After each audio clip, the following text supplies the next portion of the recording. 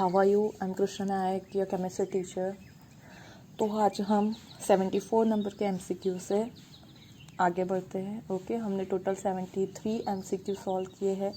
Hope आपको समझ में आ रहा होगा कि जो एमसीक्यू हम सॉल्व करते हैं उसके पीछे कौन से कॉन्सेप्ट आपको आने चाहिए। ओके, तभी हम उससे बहुत डीप में समझने की ट्राई कर रहे हैं, ताकि अगर आपने केमिस्ट्री को पूरे साल डीप से नहीं पढ़ा है फिर भी आप बहुत सारे कॉन्सेप्ट इन एमसीक्यू के थ्रू जान सकते हो।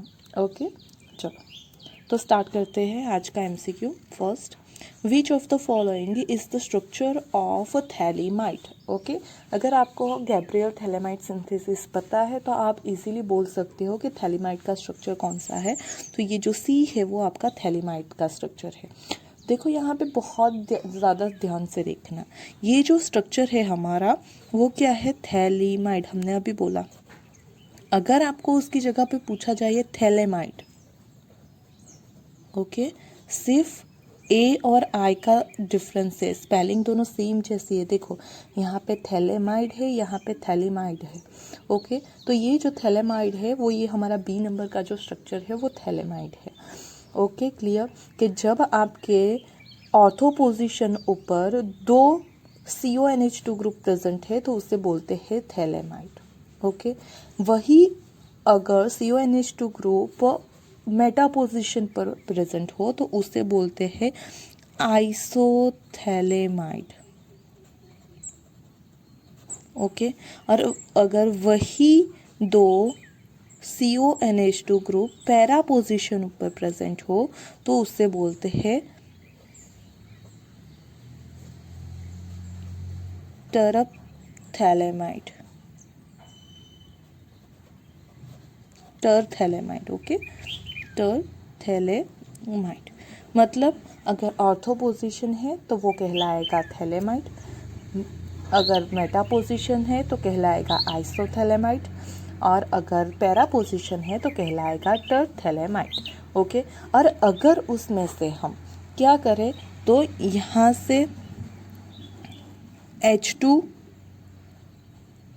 और यहाँ से एक NH, सही है, यहाँ से एक H और यहाँ से NH2 को निकाल दे, मतलब हम इसमें से अगर -NH3 कर दे, एक एमोनिया को निकाल दे, तो थैलेमाइड में से थैलीमाइड फॉर्म हो जाएगा। क्लियर? ओके, और ये जो कंपाउंड है वो आपकी गैब्रियल थैलेमाइड सिंथेसिस के थ्रू प्राइमरी अमाइन फॉर्म करने के लिए यूज़ होता है। क्लियर? ओके, चलो आगे देखो। The correct IUPAC name for CH2 double bond CH CH2 NH CH3। अब देखो ये जो हमारा यहाँ पे ग्रुप प्रेजेंट है वो अमाइन ग्रुप कौन सा है? सेकेंडरी अमाइन है। हमारा कौन सा अमाइन है? सेकेंडरी।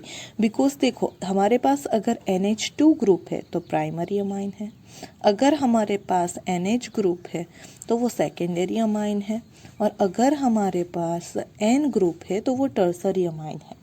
ओके, तो सेकेंडरी प्राइमरी अमाइन को आप नंबरिंग कर सकते हो। अब यहाँ पे NH ग्रुप है, मतलब कि यहाँ पे हमें दो पार्ट करने पड़ेंगे, जो हमारा कंपाउंड है उसके दो पार्ट करने पड़ेंगे। ओके, एक पार्ट होगा जिसमें एक CH3 आएगा और दूसरा पार्ट होगा जिसमें ये पूरा कंपाउंड आएगा। ओके, आप इन चारों कार्बन को एक साथ नहीं ले सकते हो। यहाँ पे हमें टोटल 4 कार्बन है, लेकिन जो NH है वो सेकेंडरी है, तो जो हमारा NH है उसके दोनों साइड जितने भी कार्बन है उन्हें अलग अलग लेना पड़ेगा। उसमें से जहाँ पे नंबर ऑफ कार्बन लेस हो उससे पहले हम लेंगे, और वो किसके साथ जुड़ा हुआ है? नाइट्रोजन के साथ। तो हमें यहाँ पे लिखना होगा N मिथाइल। ओके, हम क्या लिख सकते हैं? N methyl. सही है, चलो अब N मिथाइल तो हो गया। ये कौन है हमारा? तो प्रोपीन है, लेकिन जो यहाँ पे जुड़ा है वो फर्स्ट नंबर का कार्बन और ये सेकेंड नंबर का कार्बन हो गया। ओके, तो हम ये कह सकते हैं कि ये कौन सा है हमारा? तो प्रोपीन तो है। ओके, तो कौन सा प्रोपीन है? 2 प्रोपीन है। और जिसके फर्स्ट नंबर के कार्बन के ऊपर अमाइन प्रेजेंट है तो हम लिख सकते हैं 1 अमाइन। ओके, ये मिथाइल ग्रुप नाइट्रोजन के साथ है इसलिए हमने लिखा एन मिथाइल। फिर टोटल नंबर ऑफ कार्बन 3 है तो हमने लिखा प्रोप। डबल बॉन्ड प्रेजेंट है सेकेंड पोजीशन पे तो 2 इन, सही है। और फर्स्ट पोजीशन पर ये अमाइन है प्रोपेन की फर्स्ट पोजीशन पर, so we can say that 1 amine. Okay, तो उसका ये IUPAC नेम हो जाएगा, मतलब कि हमारा डी ऑप्शन आएगा यहाँ पे। ओके, चलो आगे का क्वेश्चन देखते हैं। Consider the following compound and identify the correct relation. Okay, देखो अब यहाँ पे क्या है, तो हमें 3 कंपाउंड दिए गए हैं, फर्स्ट सेकेंड एंड थर्ड। अब देखो उसमें क्या है, तो यहाँ पे जितने भी हमारे ऑप्शन है उसमें एनोमर्स बोला गया है। पहले में बोला गया है first and second are anomers, second and third are anomers, first and third are anomers, the first second third all are anomers of each other. Okay, तो पहले हमें ये देखना होगा एनोमर्स क्या है। आई थिंक हमारा ये इस टाइप का एक क्वेश्चन आया था जब हमने एनोमर्स क्या है वो देखा था, लेकिन फिर से हम देख लेते हैं। एनोमर्स मतलब कि अगर हमारे पास कोई साइक्लिक कंपाउंड है, ओके, इन cyclic compound first carbon having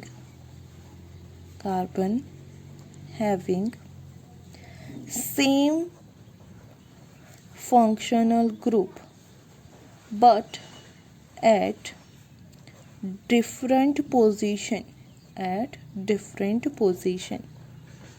okay, मतलब कि पूरा स्ट्रक्चर सेम होना चाहिए लेकिन जो फर्स्ट कार्बन है उसके साथ अटैच ग्रुप डिफर पोजीशन पे होना चाहिए। ओके, देखो अब यहाँ पे हमारा ये हो गया साइक्लिक कंपाउंड, सारे साइक्लिक है। ये हमारा फर्स्ट कार्बन, ये second, third, fourth and fifth carbon. Okay, चलो अब यहाँ पे फर्स्ट कार्बन पे जो OH ग्रुप है वो पीछे की साइड है। ओके, वो कहाँ पे है, पीछे से, पीछे के, जब हम डॉटेड से रिप्रेजेंट करते हैं मतलब वो हमारा जो है बिहाइंड द ग्रुप प्लेन होता है। मतलब यहाँ पे OH जो है वो पीछे की पोजीशन पे है, यहाँ पे भी वो पीछे की पोजीशन पे है, मतलब इन दोनों के बीच में कोई रिलेशन नहीं है। अब देखो यहाँ पे भी ये फर्स्ट होगा, ये सेकेंड में सब में लिख लेती हूँ, fourth and fifth. Now first second third fourth and fifth. अब यहाँ पे देखो फर्स्ट जो है वो पीछे की तरफ है लेकिन यहाँ पे आगे की तरफ है, यस, तो ये दोनों के बीच में कोई रिलेशन हो सकता है। अब लेकिन सिर्फ इन दोनों की पोजीशन चेंज होनी चाहिए। अब देखो सेकेंड पे OH पीछे है तो यहाँ पे भी, थर्ड पे OH आगे है तो यहाँ पे भी, फोर्थ पे भी दोनों की पोजीशन सेम है और फिफ्थ पे भी दोनों की पोजीशन सेम है। मतलब कि फर्स्ट एंड थर्ड कंपाउंड में जो है वो फर्स्ट कार्बन के साथ अटैच OH की पोजीशन के अलावा सारे के सारे जो OH है उनकी डायरेक्शन पोजीशन सेम है, स्पेस में अरेंजमेंट सेम है। ओके, डिफरेंट पोजीशन और हम लिख सकते हैं अरेंजमेंट, स्पेशल अरेंजमेंट। ओके, चलो अब यहाँ पे देखो तो यहाँ पे भी ये पीछे है और ये आगे है, मतलब यहाँ पे ये दोनों डिफर है। लेकिन देखो यहाँ पे सेकेंड पोजीशन पे भी डिफर हो रहा है। ओके, मतलब दो पोजीशन के OH ग्रुप की स्पेशल अरेंजमेंट डिफर है, सो सेकेंड थर्ड के बीच में भी कोई रिलेशन नहीं है। So we can say that first and third both are anomers of each other. Clear कि यहाँ पे सिर्फ फर्स्ट पोजीशन के ऊपर OH जो जुड़ा है उसकी जो पोजीशन है स्पेस में वो डिफर है, एक आगे की तरफ है तो दूसरा पीछे की तरफ, लेकिन बाकी के जो सारे फंक्शनल ग्रुप अटैच है उनकी पोजीशन सेम है स्पेस में भी।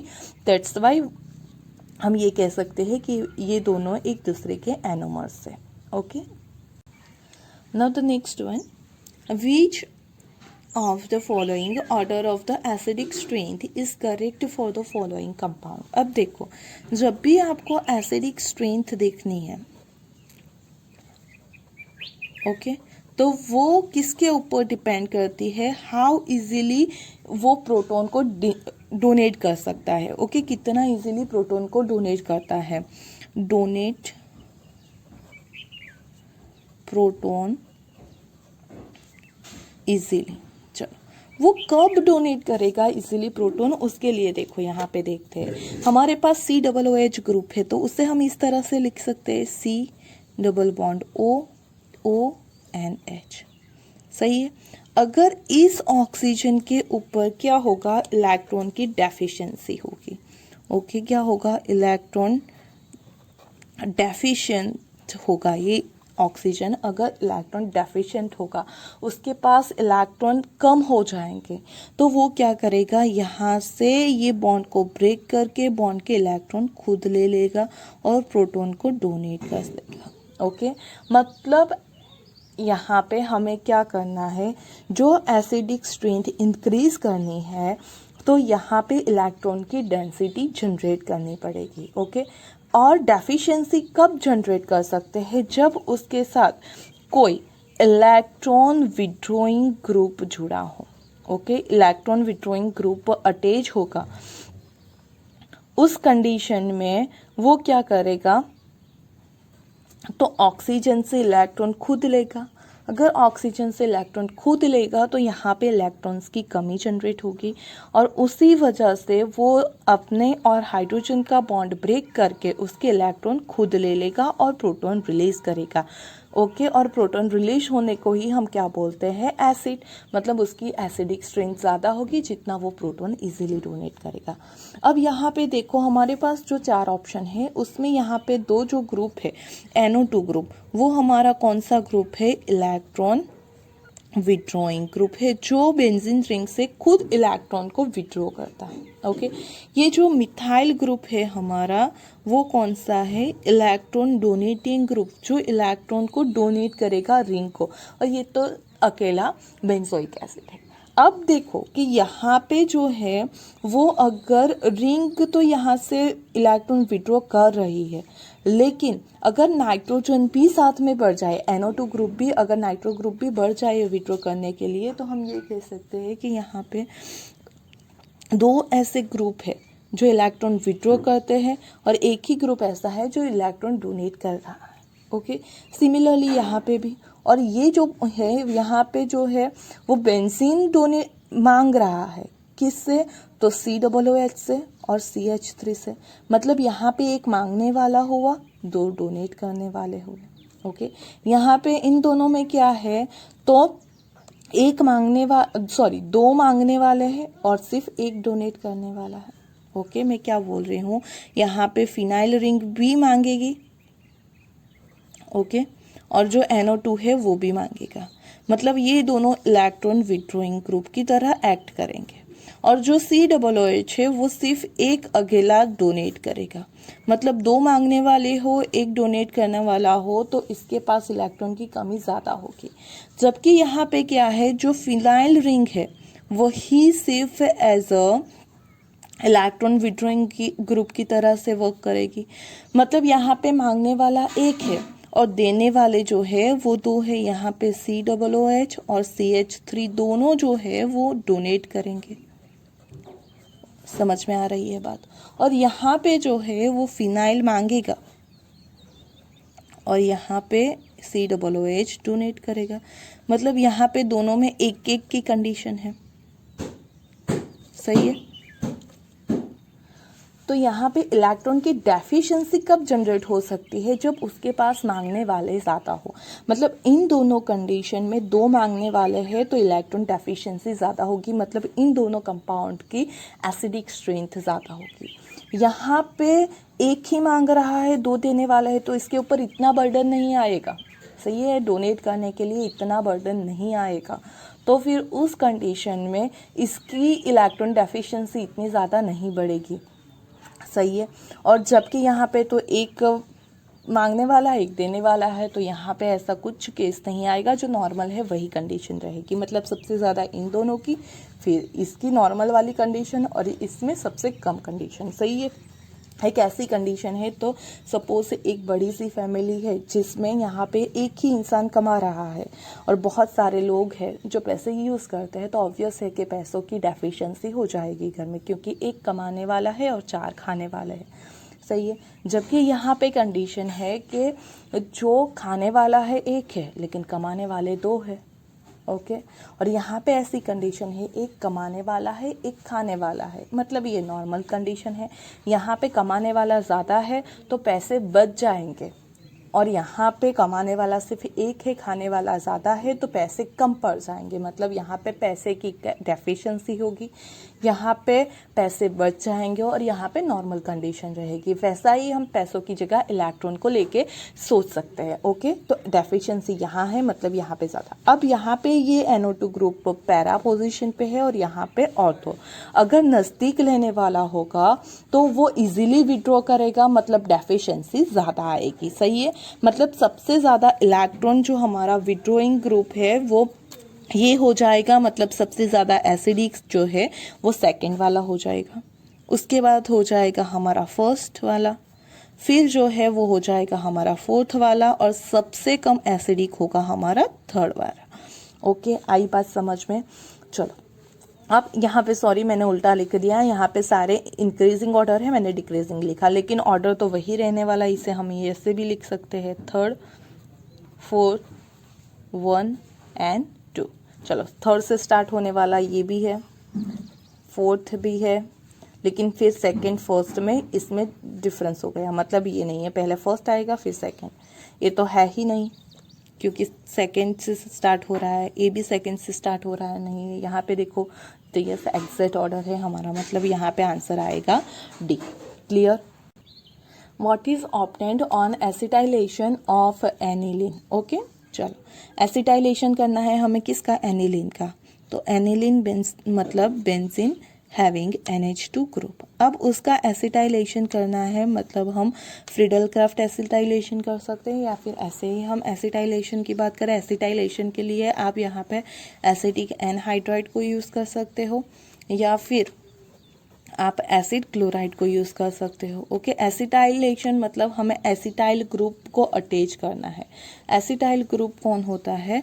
तो COCH3 ग्रुप अटैच करना है, जिसे एसिटाइल ग्रुप बोलते हैं। इस ग्रुप को अटैच करने की वजह से इस प्रोसेस को एसिटाइलेशन बोलते हैं। ओके, तो देखो ध्यान से कि यहाँ पे क्या होगा कि अगर आप ये लोगे तो यहाँ से होगा एक क्लोरीन और यहाँ से हो जाएगा हमारा एक हाइड्रोजन, वो रिमूव हो जाएंगे एज अ HCl के फॉर्म में, और ये जो पूरा ग्रुप है वो यहाँ पे आके अटैच हो जाएगा। मतलब अगर मेरे पास ये है तो यहाँ से एक हाइड्रोजन कम हो जाएगा, मतलब NH, और साथ ही में ये पूरा ग्रुप COCH3 आके अटैच हो जाएगा। ओके, अगर मेरे पास ये है तो एक ग्रुप यहाँ पे चला गया, लेकिन एक ग्रुप और रह गया, क्योंकि ये CH3CO ट्वाइस, तो O को कैसे लिख सकते हैं? CH3COO COCH3, उसमें से एक ग्रुप चला गया, अटैच हो गया, रह गया क्या?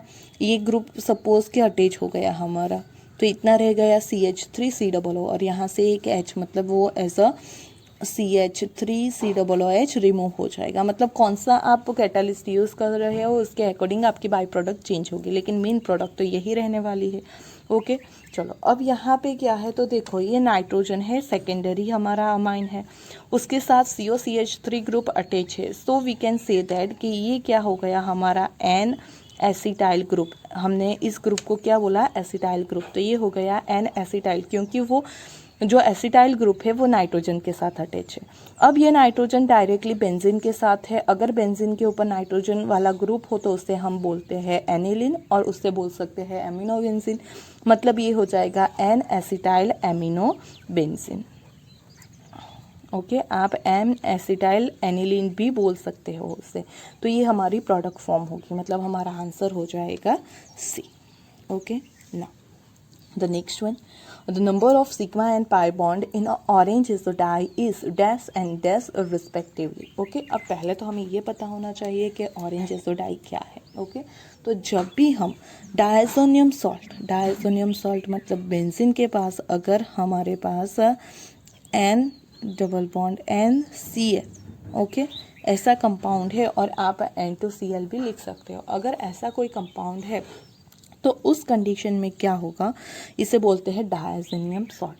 उस डायज़ोनियम सॉल्ट की अगर आप करते हो रिएक्शन फिनॉल के साथ, ओके, किसके साथ? फिनॉल के साथ, तो वो क्या करेगा, तो यहाँ से Cl रिमूव होगा, और यहाँ से जो एक हाइड्रोजन होता है वो, मतलब एज अ HCl रिमूव हो जाएंगे और हमें कुछ इस तरह से प्रोडक्ट मिलेगा, N डबल बॉन्ड N, और वो डायरेक्ट फिनोल की पैरा पोजीशन के ऊपर अटैच हो जाएगा, सही है, और ये OH। तो ये जो फॉर्म हुआ उसी को बोलते हैं हम ऑरेंज डाई। ओके, ये हमारे डायज़ोनियम सॉल्ट की कपलिंग रिएक्शन है जिसके थ्रू हम डाई फॉर्म कर सकते हैं। अगर हमें येलो डाई फॉर्म करनी है तो यहाँ पे फिनोल की जगह हमें एनिलीन यूज़ करना होगा, बाकी का सेम रहेगा। अब देखो हमें क्या करना है यहाँ पे, तो sigma and pi bond find out करने हैं। तो देखो यहाँ पे 1 2 3 4 5 6 एंड 7 क्या हो गए, पाई बॉन्ड हो गए, इजीली काउंट कर सकते हैं। मतलब यहाँ से जो हमारा डी ऑप्शन है वो निकल गया। ओके, चलो अब सिग्मा बॉन्ड काउंट करते हैं। तो हर एक कार्बन के पास एक एक हाइड्रोजन भी तो है, सही है। यहाँ पे हर एक हाइड्रोजन के पास, सॉरी कार्बन के पास एक एक हाइड्रोजन है। अब देखो यहाँ पे कितने हाइड्रोजन है, 1 2 3 4 5 6 7 8 9 हाइड्रोजन। फिर बेंजीन के 6 बॉन्ड, तो 10 11 12 13 14 15, यहाँ पे एक 16, ये 17 18 19 20 21 2 3 4, यहाँ पे 5। ऑक्सीजन हाइड्रोजन के भी तो एक बॉन्ड होगा, मतलब टोटल 26 सिग्मा बॉन्ड हो जाएंगे। ओके, मतलब हमारा आंसर आ जाएगा सी। ऑरेंज डाई का अगर स्ट्रक्चर होगा तो आपको इजीली फाइंड आउट आप कर सकते हो sigma and pi bond. Okay, और यहाँ पे अगर येलो डाई भी पूछी जाए तो सिर्फ OH की जगह आप निकाल के लिख दो NH2, बाकी का एज इट इज़ रहेगा। मतलब कि आपका जो है वो एक सिग्मा बॉन्ड बढ़ जाएगा, 27 सिग्मा एंड 7 पाई हो जाएंगे, बाकी का एज इट इज़ रहेगा। Okay, clear. चलो नेक्स्ट क्वेश्चन देखते हैं, उसमें क्या है। तो यहाँ पे बोला गया है identify X from the reaction. हमें X को आइडेंटिफाई करना है। कैसे आइडेंटिफाई करेंगे, तो देखो रिएक्शन क्या है, X के रिएक्शन अगर आप ग्रिग्नार्ड रिएजन से कर रहे हो, ओके, एराइल मैग्नीशियम ब्रोमाइड है हमारा, या फिनाइल मैग्नीशियम ब्रोमाइड आप उसे बोल सकते हो। उसकी ईथर के प्रेजेंस में रिएक्शन होने पे A मिलेगा। अगर उसका हम हाइड्रोलिसिस करेंगे तो हमें मिलता है एसिटोफिनॉल। ओके, यहाँ पे क्या फॉर्म हो रहा है, एसिटोफिनॉल। मतलब कि आप बोल सकते हो कि ये आपकी डायरेक्ट प्रिपरेशन में से आया है। ओके, हमें कीटोन प्रिपेयर करना है और उसकी ग्रिग्नार्ड रिएजन के साथ रिएक्शन करनी है। अगर आपको वो चीज़ आती है डायरेक्टली तो वेल एंड गुड, अगर नहीं भी आती है तो देखो इस इक्वेशन को कैसे सॉल्व कर सकते हो आप। तो हमारे पास जो प्रोडक्ट चाहिए उसमें एक बेंजीन रिंग चाहिए, साथ में C डबल बॉन्ड O चाहिए और CH3 चाहिए। ओके, तो यहाँ पे क्या हो जाएगा, ध्यान से देखना। तो हमारा क्या होगा यहाँ पे, तो जो बेंजीन है वो यहाँ ग्रिग्नार्ड रिएजन में से आ जाएगा, बाकी का जो COCH3 है वो यहाँ पे X से आएगा। मतलब X ऐसा होना चाहिए जिसके पास नंबर ऑफ कार्बन कितने हैं, 2 है। तो यहाँ पे देखो हमारे पास पहला ऑप्शन है जिसमें नंबर ऑफ कार्बन 3 है, मतलब उसे निकाल दो। सेकंड की पॉसिबिलिटी है, थर्ड में नंबर ऑफ कार्बन सिर्फ 1 ही है और कभी भी ग्रिग्नार्ड 2 रिएजेंट साथ में रिएक्ट नहीं करते हैं। सेकंड जो है उसमें भी 2 है, मतलब इन दोनों में से कोई एक प्रोबेबिलिटी है। अब देखो ग्रिग्नार्ड रिएजेंट जो है अगर इसके साथ रिएक्ट करेगा, ओके, तो वो अल्कोहल फॉर्म करेगा, क्योंकि हमारे पास क्या होगा, इस डबल बॉन्ड को यहाँ पे शिफ्ट करने से यहाँ पे OMgBr होगा और उसका हाइड्रोलिसिस करोगे तो then you will get that, यहाँ पे H आ जाएगा, मतलब सिंगल बॉन्ड OH होके आपको क्या मिल जाएगा, तो आपको मिलेगा अल्कोहल। ओके, मतलब कि हमारा जो आंसर है ये भी नहीं आ सकता, तो क्या यूज़ हो सकता है, नाइट्राइल। आपको अगर कीटोन की प्रिपरेशन पता है तो आप इजीली बोल सकते हो कि अगर हम साइनाइड और नाइट्राइल कंपाउंड की ग्रिग्नार्ड रिएजेंट के साथ रिएक्शन करते हैं तो हमें क्या मिलेगा, ये कैसे रिएक्शन होगी। तो यहाँ पे देखो CH3C ट्रिपल बॉन्ड N है, अब हमें पता है कि इसकी इलेक्ट्रोनेगेटिविटी ज़्यादा है तो बॉन्ड का इलेक्ट्रॉन एक ले लेगा, मतलब यहाँ पे आ जाएगा नेगेटिव चार्ज और यहाँ पे आ जाएगा पॉजिटिव चार्ज। अब ये जो हमारा दूसरा कंपाउंड है ग्रिग्नार्ड रिएजेंट, उसमें मैग्नीशियम एक मेटल है, so we can say that कि उसके ऊपर पार्शियली पॉजिटिव चार्ज जनरेट होगा, जबकि फिनाइल के कार्बन के ऊपर पार्शियली नेगेटिव चार्ज जनरेट होगा। तो ये नेगेटिवली चार्ज जो है इसके साथ डायरेक्टली अटैच हो जाता है। ओके, सो यहाँ पे क्या होगा, CH3C उसके साथ ये फिनाइल रिंग आके अटैच हो गया। ओके, जो ट्रिपल बॉन्ड थे उसमें से रह गया डबल बॉन्ड और नाइट्रोजन के साथ हो गया MgBr। जब हम हाइड्रोलिसिस करते हैं तो वो यहाँ से क्या करेगा, ये यहाँ से NH-MgBr के फॉर्म में रिमूव हो जाएगा और यहाँ पे N की जगह आ जाएगा डबल बॉन्ड O, मतलब यहाँ से हाइड्रोलिसिस करने पे हमें मिल जाएगा एसिटोफिनोन। ये पूरा ग्रुप यहाँ से रिमूव होकर ऑक्सीजन यहाँ पे अटैच हो जाएगा। क्लियर? तो ये हो गई हमारी प्रिपरेशन ऑफ कीटोन। अगर आपको नहीं पता है तो होप यहाँ पे आपको पता चल गई होगी, और आपको कुछ भी आइडिया नहीं है फिर भी आप प्रोडक्ट को देख के उसके अकॉर्डिंग यहाँ से कर सकते हो। ओके, चलो now next, which of the following compound undergo aldol condensation. चलो aldol कंडेंसेशन कौन देता है, तो जिसके पास having alpha hydrogen, okay, alpha hydrogen, having alpha hydrogen gives, okay, compounds having alpha hydrogen give aldol condensation, aldol condensation। Okay, मतलब हमें ये जो सारे कंपाउंड दिए गए हैं उसके स्ट्रक्चर ड्रॉ करो, अगर उसके पास अल्फा हाइड्रोजन है तो वो देगा वरना नहीं देगा। चलो फॉर्माल्डिहाइड, तो फॉर्माल्डिहाइड जो ये है हमारा वो हो जाएगा HC डबल बॉन्ड O और H, मतलब इसके पास तो एक ही हाइड्रोजन है, सॉरी एक ही कार्बन है, तो अल्फा कार्बन पॉसिबल ही नहीं है, मतलब यहाँ पे कुछ नहीं हो सकता।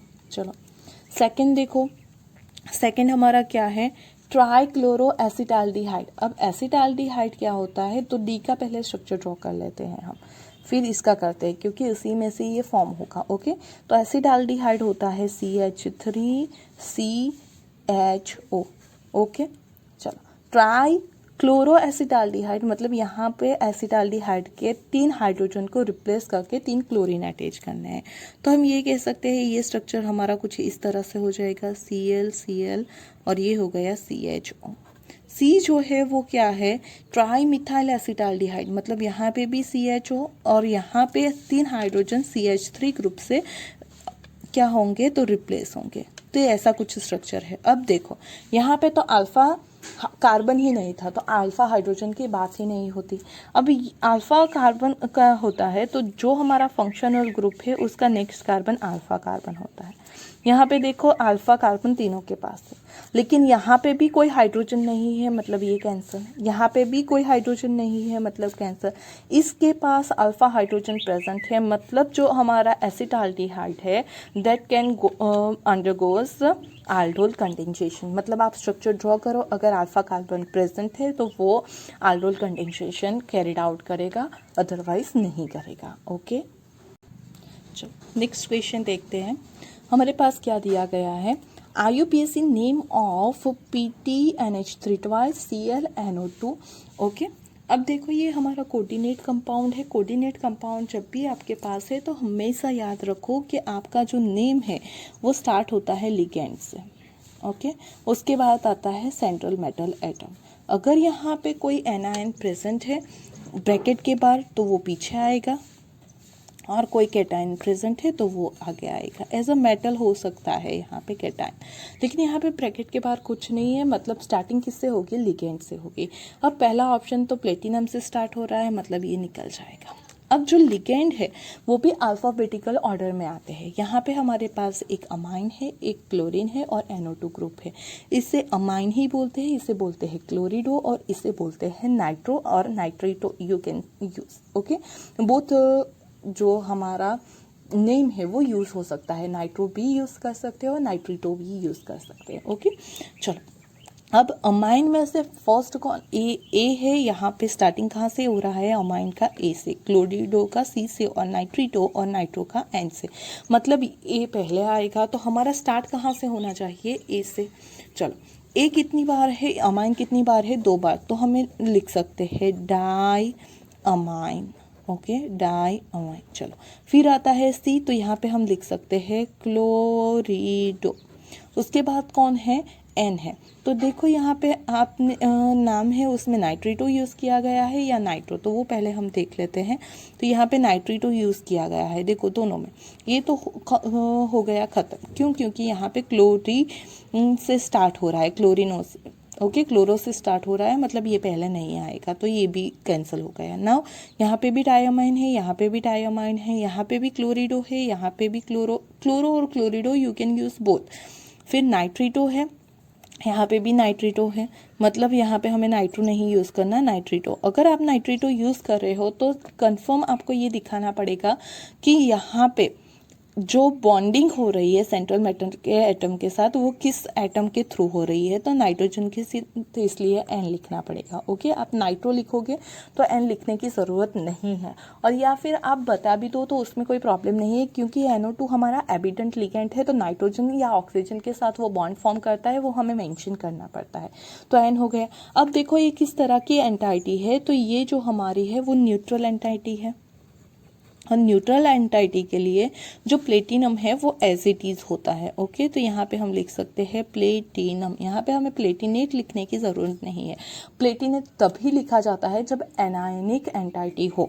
ओके, सेंट्रल मेटल एटम के साथ ATE सिर्फ एक ही कंडीशन में, ATE एक ही कंडीशन में ऐड होता है, जब हमारी एंटाइटी जो है वो एन आयनिक हो।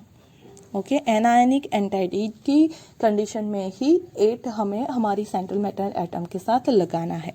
तो यहाँ पे तो न्यूट्रल है, मतलब 8 लगाने की ज़रूरत नहीं है, तो प्लेटिनम। अब उसका ऑक्सीडेशन स्टेट आप फाइंड आउट नहीं करोगे तो अभी चलेगा, क्योंकि सारे में 2 दिया गया है। अगर फाइंड आउट करना है तो कैसे फाइंड आउट कर सकते हो, तो देखो प्लेटिनम को X सपोज कर लो, NH3 न्यूट्रल है तो उसका 0 हो जाएगा, Cl का होता है -1 और NO2 का भी होता है -1, और टोटल किसी का भी चार्ज कितना होना चाहिए, 0। ये -1 दूसरी तरफ जाएगा तो हमें मिल जाएगा X = 2, मतलब प्लेटिनम का ऑक्सीडेशन स्टेट 2 है। तो यहाँ पे हमें रोमन में 2 लिखना पड़ेगा, मतलब हमारा नाम हो जाएगा इस कंपाउंड का डाईअमाइन क्लोरिडो नाइट्रिटो एन प्लेटिनम। ओके, मतलब ये ऑप्शन जो सी है वो हमारा राइट है, क्योंकि यहाँ पे प्लेटिनेट यूज़ किया गया है तो ये ऑप्शन नहीं आएगा। अगर ये एनायनिक एंटाइटी होगी, in that condition we can use that platinate. चलो आगे बढ़ते हैं। तो order of reactivity of following alcohol with the halogen acid is, चलो हैलोजन एसिड के साथ अल्कोहल की रिएक्टिविटी देखनी है। तो रिएक्शन किस तरह से होती है, हमारे पास ROH होता है, उसकी रिएक्शन HX के साथ होने से हम X फॉर्म कर सकते हैं और H2O यहाँ से रिमूव होगा। अब उस कंडीशन में क्या होता है, यहाँ से जो OH है वो रिमूव होके पहले फॉर्म करता है R+, मतलब यहाँ पे फॉर्म हुआ कार्बोकेटायन। अगर कार्बोकेटायन फॉर्म हो रहा है तो ये डेफिनेटली है कि जब कार्बोकेटायन फॉर्म होगा तब उसकी स्टेबिलिटी देखी जाती है, और स्टेबिलिटी जो है कार्बोकेटायन की वो होती है tertiary, secondary and primary.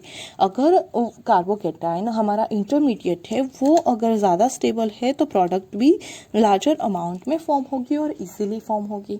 Okay, तो हमें क्या देखना है, अगर हमारा जो अल्कोहल है वो भी टर्सरी होगा तो स्टेबल टर्सरी कार्बोकेटायन फॉर्म करेगा, तो हमारी स्टेबल और जल्दी प्रोडक्ट फॉर्म होगी। ओके, मतलब ये ऑर्डर जो कार्बोकेटायन का है वो भी यहाँ पे अल्कोहल का ही आना चाहिए रिएक्शन के लिए। अब ये पहला जो है वो हमारा जिसके साथ OH जुड़ा है वो कार्बन सिर्फ एक के साथ जुड़ा है, मतलब ये प्राइमरी हमारा अल्कोहल हो गया। जिसके साथ OH है वो दूसरे 2 कार्बन के साथ अटैच है, मतलब ये सेकेंडरी हो गया। और जिसके साथ यहाँ पे OH है वो दूसरे 1, 2 और 3 कार्बन के साथ जुड़ा है, मतलब ये टर्सरी हो गया। तो हमारी रिएक्टिविटी का ऑर्डर क्या आएगा, C सबसे ज़्यादा रिएक्टिव होगा, फिर B और फिर A, क्योंकि पहले आता है टर्सरी, सेकेंडरी, प्राइमरी, तो टर्सरी, सेकेंडरी, प्राइमरी मतलब C, B, A हो जाएगा, मतलब हमारा आंसर हो जाएगा B। Do you get it? Okay तो यहाँ पे आज हमने फिर से 10 MCQ जैसे सॉल्व कर लिए। Hope you understand that all MCQs with their concepts. Okay अगर आपको किसी भी चीज़ में कोई प्रॉब्लम है तो आप मुझे कमेंट सेक्शन में लिख के बता सकते हो। And yes, if you like my video then don't forget to like press a like button, okay, and subscribe my channel. Thank you for watching this video. And हाँ, अगर आपको किसी टॉपिक के रिलेटेड MCQ चाहिए है, okay, किसी chapter के related, तो वो भी आप मुझे कमेंट बॉक्स में लिख के बता सकते हो। Okay, thank you once again.